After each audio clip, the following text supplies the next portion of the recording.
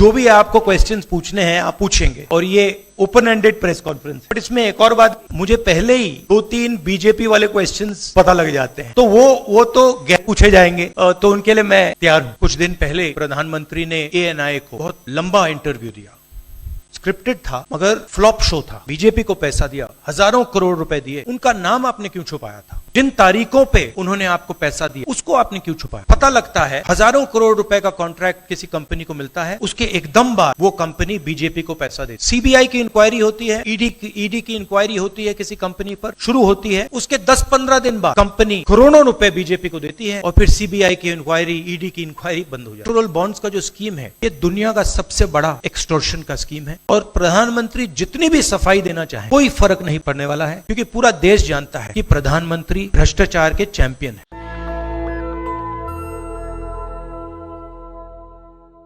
ये चुनाव विचारधारा का चुनाव है।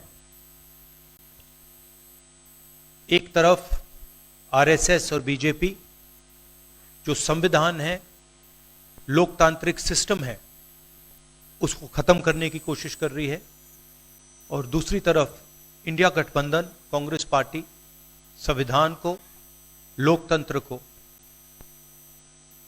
डिफेंड करने की कोशिश कर रही है, उसकी रक्षा कर रही है। चुनाव में 2-3 बड़े मुद्दे हैं। सबसे बड़ा बेरोजगारी, दूसरे नंबर पर महंगाई, भागीदारी। मगर बीजेपी 24 घंटा डिस्ट्रैक्शन करने में लगी रहती है। कभी प्रधानमंत्री समुद्र के नीचे चले जाते हैं, कभी आसमान में सी प्लेन पे चले जाते हैं, मगर जो मुद्दे हैं उनके बारे में ना प्रधानमंत्री ना बीजेपी बात करती है।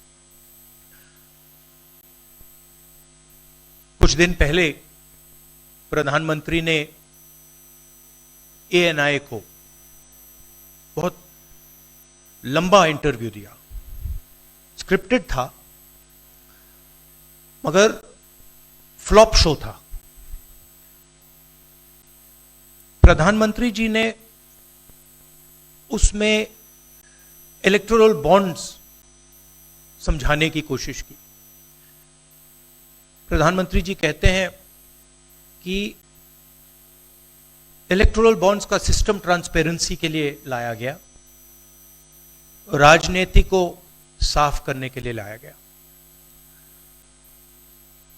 अगर यह सच है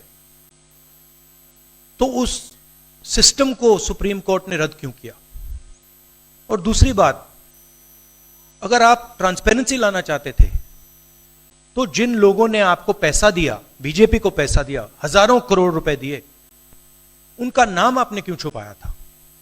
और जिन तारीखों पे उन्होंने आपको पैसा दिया उसको आपने क्यों छुपाया था? पता लगता है हजारों करोड़ रुपए का कॉन्ट्रैक्ट किसी कंपनी को मिलता है, उसके एकदम बाद वो कंपनी बीजेपी को पैसा देती है। CBI की इंक्वायरी होती है, ईडी की इंक्वायरी होती है, किसी कंपनी पर शुरू होती है, उसके 10-15 दिन बाद कंपनी करोड़ों रुपए बीजेपी को देती है और फिर CBI की इंक्वायरी, ईडी की इंक्वायरी बंद हो जाती है। सड़क पे इसको एक्सटॉर्शन कहते हैं, एक्सटॉर्शन कहते हैं सड़क पे। तो ये जो है इलेक्टोरल बॉन्ड्स का जो स्कीम है, ये दुनिया का सबसे बड़ा एक्सटॉर्शन का स्कीम है। हिंदुस्तान के सारे बिजनेसमैन इस बात को समझते हैं, जानते हैं, और प्रधानमंत्री जितनी भी सफाई देना चाहें कोई फर्क नहीं पड़ने वाला है, क्योंकि पूरा देश जानता है कि प्रधानमंत्री भ्रष्टाचार के चैंपियन है। धन्यवाद।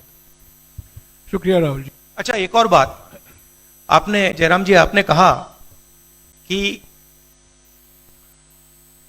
जो भी आपको क्वेश्चंस पूछने हैं आप पूछेंगे और ये ओपन एंडेड प्रेस कॉन्फ्रेंस है।